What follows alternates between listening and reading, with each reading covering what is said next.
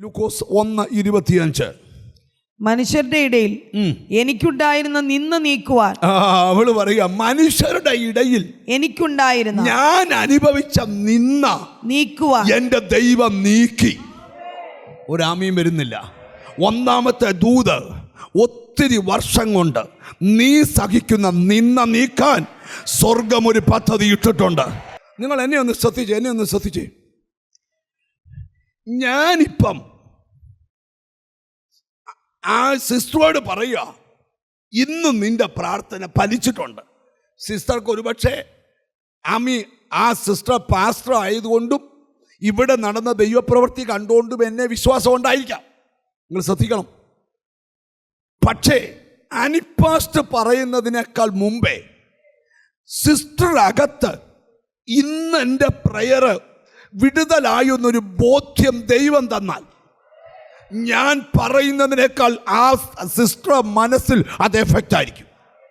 ഇതുപോലെ എന്നോട് ദൈവാത്മാവ് പറയുക, ഇന്നത്തെ ദിവസം ഇനിയും നിന്ന വഹിക്കണ്ട എന്ന് നിനക്ക് ഉള്ളിൽ മനസ്സിലായില്ല. ചൂടെ മനസ്സിലാക്കാം. അബ്രഹാമിൻ്റെ കാലിൻ്റെ തുടയുടെ കീഴിൽ കൈവച്ച് സത്യം ചെയ്ത് ഒരുത്തൻ ഇറങ്ങിപ്പോന്നു. പേര് പറയാമോ? എലയാസർ.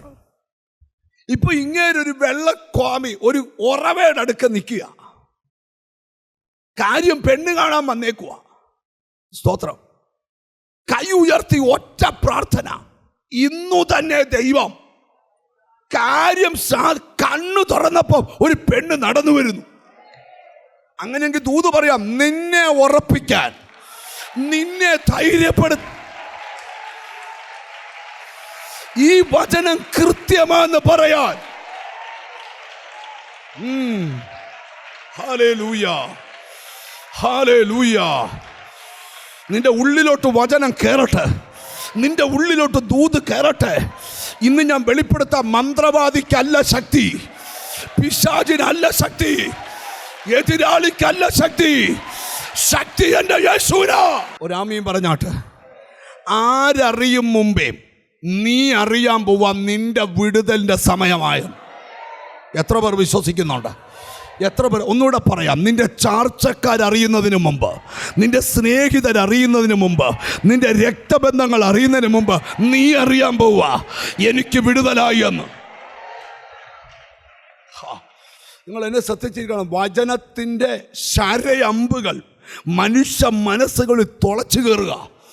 ഇനി ദൂത് കേട്ടോണ്ടിരിക്കുമ്പോൾ ആത്മാവ് പറയുക, ജീസസ് നിന്റെ കുടുംബത്തിനകത്ത് ഇതുവരെ നടക്കാത്തത് ചിലത് ഈ ദിവസങ്ങളിൽ നടക്കും. നിനക്ക് സന്തോഷിക്കാനുള്ള എന്തോ ഒരു വക വരുന്നുണ്ട്, നിനക്ക് ആനന്ദിക്കാനുള്ള എന്തോ. ഇവിടിപ്പം നടക്കുന്ന ചലനം വചനത്തിൻ്റെ ചലനമാണ്.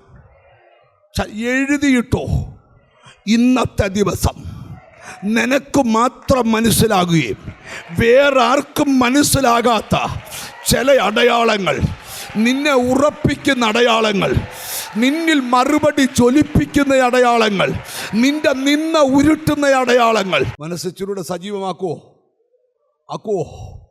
ആക്കുവോ?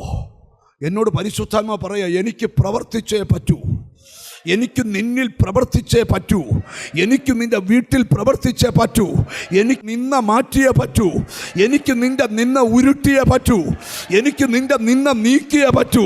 എത്ര പേര് ആമീൻ പറയും? എത്ര പേര് ആമീൻ പറയും?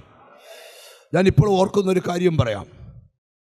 ഒരു സ്ത്രീ എൻ്റെ അടുക്കൽ ഒരു ദിവസം പ്രാർത്ഥിക്കാൻ വന്നിട്ട് പറഞ്ഞു, പാസ്റ്ററെ, എൻ്റെ ഭർത്താവ് ഒരു മാനസിക രോഗിയാ. ജീസസ്, അദ്ദേഹത്തിൻ്റെ വിടുതലിന് വേണ്ടി ഞാൻ മാസങ്ങൾ പ്രാർത്ഥിച്ചുകൊണ്ടിരിക്കുക. ഞാനൊരു സ്വപ്നം കണ്ടു പാസ്റ്ററെ. ഞാൻ ചോദിച്ചു, എന്താ മോളെ സ്വപ്നം? പറ. എൻ്റെ ഭർത്താവിൻ്റെ താടിയിലേക്കൂടെ എല്ലാം തേനീച്ചകൾ തൂങ്ങിക്കിടക്കുന്നു. പുള്ളിക്കാരത്തി എന്നോട് പറഞ്ഞു, ഫണ്ട് ഫേസ്ബുക്കിൽ താടിയിലിട്ട് തേനീച്ച വളർത്തുന്ന ഒരുത്തൻ്റെ പിക്ചർ ഞാൻ കണ്ടത് എൻ്റെ മനസ്സിൽ കിടപ്പുണ്ട്. അതുപോലൊരു കാഴ്ച കണ്ടു. സ്തോത്രം.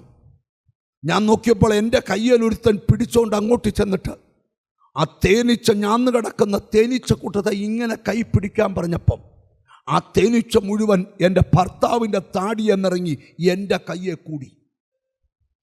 ഞാൻ ഇതിനെ കൊണ്ട് ആഴിക്കത്തുന്ന ഒരു ആമി അഗ്നിയുടെ മുകളിൽ പോയച്ച് എന്നോട് എന്നെ കൊണ്ടുപോയ പുള്ളി എൻ്റെ കൈയൊന്ന് കുടഞ്ഞു. ഒരു ഈച്ചോലുമില്ലാതെ മുഴുവൻ അഗ്നിയിൽ കരിഞ്ഞു. എനിക്ക് ഇതിൻ്റെ അർത്ഥം പറഞ്ഞു. ഞാൻ പറഞ്ഞ അർത്ഥം പറയാം. നിന്റെ ഭർത്താവ് ഈ ദിവസങ്ങളിൽ സൗഖ്യമാവും.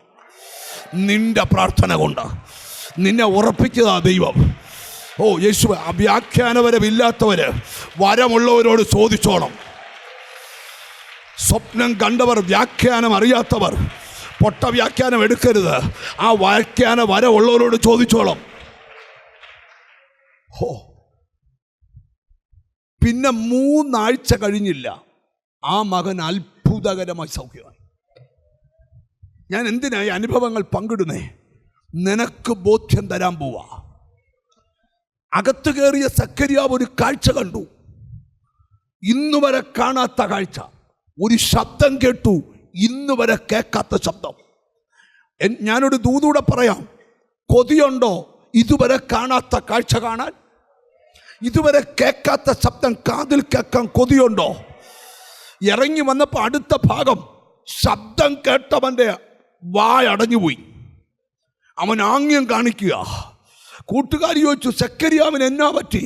പക്ഷേ അവൻ്റെ കുടുംബം പറഞ്ഞു, ഇതുവരെ പറ്റാത്തത് എന്തോ പറ്റിയിട്ടുണ്ട്.